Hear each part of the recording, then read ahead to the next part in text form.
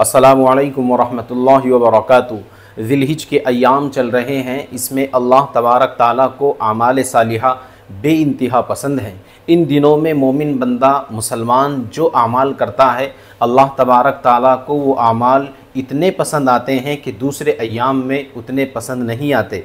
यानी कि इन अय्याम के अंदर आप जो अमल करेंगे, अल्लाह तबारक ताला उसका सवाब दूसरे दिनों के मुकाबले में बढ़ा देते हैं। इसलिए हमें इन 10 दिनों के अंदर खूब इबादत का अहतमाम करना है।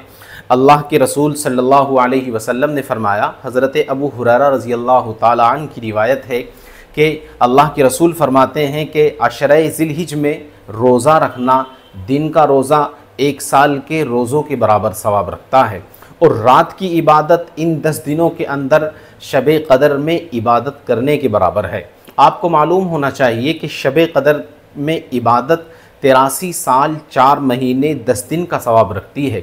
जिस शख्स ने रमज़ान की मुक़द्दस साअतों के अंदर इबादत की शब क़दर में, उसको 83 साल का सवाब मिलता है। और जो बंदा इन 10 रातों में एक रात के अंदर भी इबादत का अहतमाम कर लेगा, तौबा का, इस्तिग़फ़ार का, कुरान करीम की तिलावत का, नमाज़ों का अहतमाम करेगा, रात को जागेगा, गोया कि उसको 83 साल 4 महीने 10 दिन इबादत करने का सवाब मिलेगा। अब आप देखिए कि आपके पास कितना बेहतरीन मौका है। ये 10 रातें हैं, इन रातों में खूब अपने रब को राज़ी कीजिए, अपने रब को मनाइए। हर रात आप अल्लाह के सामने गिड़गिड़ाइए और एक रात में 83 साल इबादत करने का सवाब आप कमा सकते हैं। और 9 ज़िलहिज जब आती है, यानी कि बकरा ईद से एक दिन पहले, चांद रात वाला दिन, उस दिन अगर आप रोज़ा रख रहे हैं तो 1 साल के रोज़ों का सवाब तो मिल ही रहा है। प्लस पॉइंट ये है 9 तारीख के रोज़े में कि 1 साल पहले के गुनाह और 1 साल बाद के गुनाहों का ये रोज़ा कफ़ारा हो जाता है। अल्लाह तबारक ताला अपने बंदों को कितना बेहतरीन ऑफ़र दे रहे हैं कि मेरे बंदे आएँ और इन इबादत के अय्याम से फ़ायदा उठाएँ। रोज़े अल्लाह तबारक ताला मुसलमानों के ऊपर फ़र्ज़ करता है। कभी इबादत की दूसरी शक्लें आती हैं, कभी नमाज आती है, कभी रोज़ा आता है, कभी ईद और बकरा ईद आती है, कभी क़ुरबानी की इबादत आती है। इसका मतलब अल्लाह तबारक ताला अपने बंदों को किस्म किस्म की इबादत देते रहते हैं ताकि वो नई नई इबादत करें और इबादत के अंदर उनको मज़ा आता रहे। अम्मी हफ्सा रज़ी अल्लाह ताला अन्हा फरमाती हैं कि मैंने कभी नहीं देखा कि अल्लाह के रसूल सल्लल्लाहु अलैहि वसल्लम ने इस अशरे में 9 दिन तक रोज़ा ना रखा हो। यानी कि आप पूरा अशरा 9 दिन तक, 10वें दिन तो बकरा ईद है, 9 दिन मुसलसल रोज़ा रखा करते थे। अम्मी हफ्सा फरमाती हैं कि कभी नहीं देखा मैंने कि अल्लाह के रसूल ने रोज़ा ना रखा हो। गोया कि अल्लाह के रसूल पाबंदी से रोज़े का अहतमाम फरमाया करते थे। आप अगर क़ुरबानी आपके ऊपर लाजिम है, वाजिब है और ज़रूरी है आपके ऊपर, आप निसाब के मालिक हैं, तो आप अपने बालों को मत कटाइएगा जब तक क़ुरबानी ना कर दें, और नाखून भी आप मत कटाइए जब तक आप अपने हिस्से की क़ुरबानी ना दे दें। ये मुस्तहब अमल है। अल्लाह तबारक ताला आपसे बेइंतहा मोहब्बत करते हैं। आपके इबादत के अंदर, आपके सवाब के अंदर, आपके नामाए आमाल के अंदर अल्लाह तबारक ताला इजाफ़ा फरमाना चाहते हैं। अब आप क़ुरबानी का निसाब समझ लीजिए कि क़ुरबानी का निसाब क्या है। बहुत गौर से सुनिएगा, बहुत आसान करके मैं आपके सामने पेश कर रहा हूँ। क़ुरबानी में 5 चीज़ें हैं। अगर किसी के पास ये 5 चीज़ें हैं तो हर उस शख्स के ऊपर क़ुरबानी वाजिब हो जाएगी। नंबर 1 सोना, चांदी, कैश, बिज़नेस का सामान, और नंबर 5 ज़रूरियात ज़िंदगी से ज़ायद सामान। किसी आदमी के पास सोना चांदी है और उसकी कीमत इतनी है 52.5 तोले चांदी को पहुंच जाती है, तो ऐसे शख्स पर क़ुरबानी वाजिब हो जाएगी। कैश है, 612 ग्राम चांदी को पहुंच रहा है, तो उसके ऊपर भी क़ुरबानी वाजिब है। 612 ग्राम चांदी या 52 तोले आप कह सकते हैं। आप इसकी कीमत समझ लीजिए, आपके लिए बहुत आसान हो जाएगा। आज के दौर के हिसाब से हिंदुस्तान के सन 2025 में इसकी कीमत तकरीबन 60 से 65 हज़ार रुपये हिंदुस्तान के मुख्तलिफ़ शहरों में बनती है। तो आप अंदाज़ा कर लीजिए कि अगर आपके पास 60 से 65 हज़ार रुपये हैं, कर्ज़ को अदा करके या कर्ज़ का हिसाब लगाकर आपके पास इतने रुपए बच रहे हैं, तो आपके ऊपर क़ुरबानी वाजिब और ज़रूरी है। अब घर के अंदर जितने फ़र्द हैं, अगर वो 60 से 65 हज़ार रुपये के मालिक हैं, कर्ज़ अगर उनके ऊपर नहीं है, तो हर शख्स पर, बालिग़ आक़िल मुसलमान पर, मर्द हो या औरत, उसके ऊपर क़ुरबानी वाजिब है। तो नंबर 1 सोना हो, नंबर 2 चांदी हो, कैश हो, बिजनेस का सामान हो, नंबर 4 और 5 ज़रूरियात ज़िंदगी से ज़ायद। जिस आदमी के पास ये पाँचों चीज़ें हैं तो उसके ऊपर कुर्बानी वाजिब है। अगर ये 5 नहीं है, इनमें से 4 हैं, तब भी उसके ऊपर कुर्बानी वाजिब है, अगर वो 60,000 को सामान पहुंच जाता है। और अगर ये चारों भी नहीं है, सोना नहीं है, चांदी नहीं है, कैश नहीं है, बिजनेस का सामान नहीं है, सिर्फ घर का सामान है। अब घर का सामान देखा जाएगा, अगर उसका सामान ज़रूरियात ज़िंदगी से ज़ायद है। आप पहले ये समझ लीजिए कि ज़रूरियात ज़िंदगी से ज़ायद सामान क्या होता है। ज़रूरियात ज़िंदगी से ज़ायद सामान वो कहलाता है जो पूरे साल हमारे घरों में इस्तेमाल ही नहीं होता, घर में ऐसे ही पड़ा रहता है।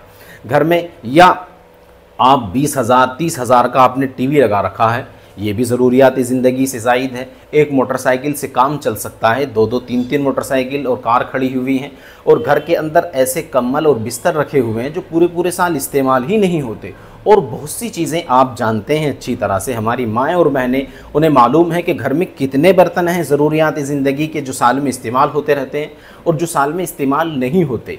अब जो सामान घर का पूरे साल इस्तेमाल नहीं होता, ऐसे ही रखा हुआ है, तो वो ज़रूरियात ज़िंदगी में आता है। उस सारे सामान को जोड़ा जाएगा, अगर उस सारे सामान की कीमत 60, 61,000, 65,000 तक पहुंच जाती है, तो उस शख्स पर भी, घर के उस मालिक पर भी कुर्बानी वाजिब होगी। तो जो साहिब निसाब, अब आप इन 5 चीज़ों को देख लीजिए, नंबर 1 सोना, नंबर 2 चांदी, नंबर 3 कैश, और नंबर 4 बिजनेस का सामान, और नंबर 5 ज़रूरियात ज़िंदगी से ज़ायद सामान।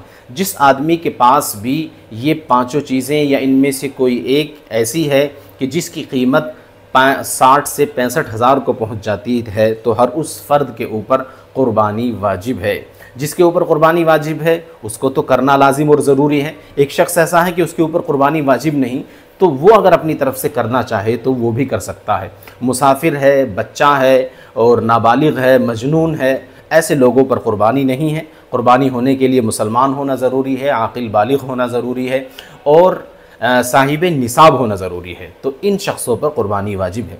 अब ये निसाब का जो मालिक होना है, ये 3 दिन जो कुर्बानी के हैं, एक ईद का दिन, एक बासी का दिन और एक तिवासी का दिन, जिसको हम अपनी ज़बान, लोकल ज़बान में बोलते हैं बासी तिवासी। तो 3 दिन तक अगर कोई आदमी, किसी आदमी के पास 60 से 65,000 रुपये आ जाते हैं, तो उसके ऊपर कुर्बानी वाजिब हो जाती है, तो उसको कुर्बानी करना ज़रूरी है।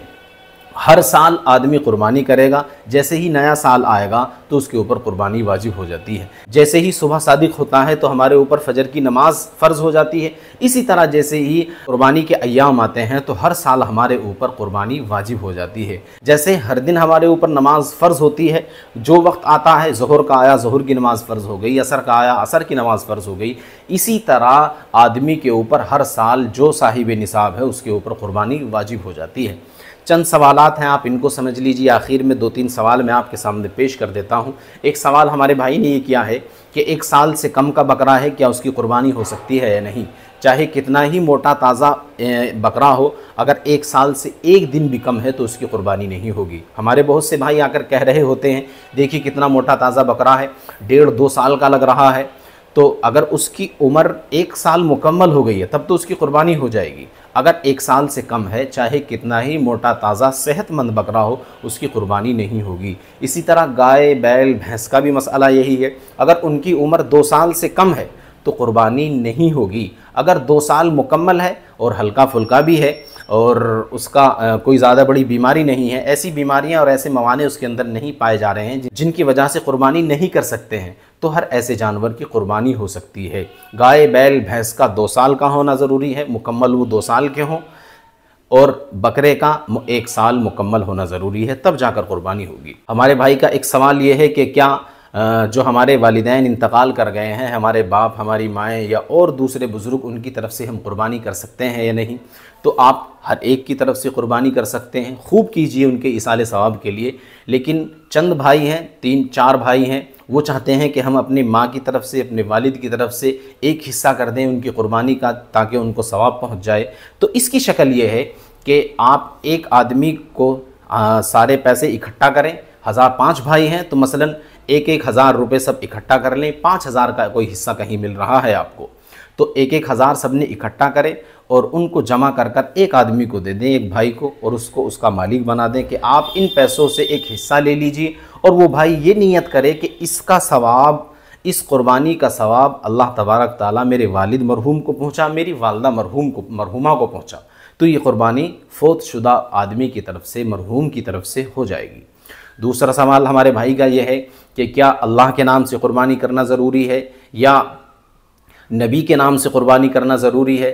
या बहुत से हमारे भाई कुर्बानी करते हैं अपने मरहूम के नाम से कर दी और अपने नाम से कुर्बानी नहीं करते। आप देखिए, ना आपके ऊपर अल्लाह की कुर्बानी करना ज़रूरी है, न नबी की तरफ से कुर्बानी करना ज़रूरी है, और ना अपने मरहूम की तरफ से कुर्बानी करना ज़रूरी है। अगर आप इन 5 चीज़ों के मालिक हैं जो मैंने अभी बताई, ये सब चीज़ें हैं और इनकी कीमत आपको 60 से 61 हज़ार रुपये पहुँच जाती है, तो आप पहले अपनी कुर्बानी करें।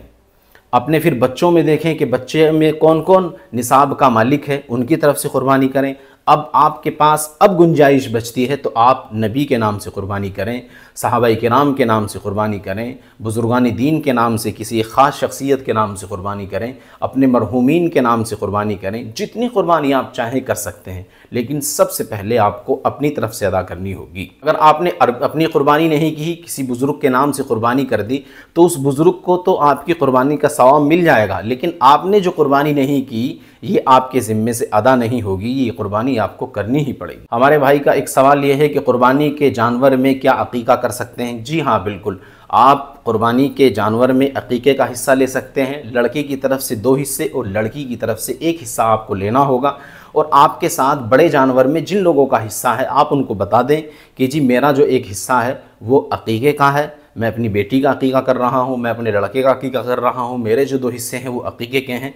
तो कुर्बानी के बड़े जानवर में भी अकीके का हिस्सा हो सकता है, आपके बेटे की तरफ से अकीका हो जाएगा।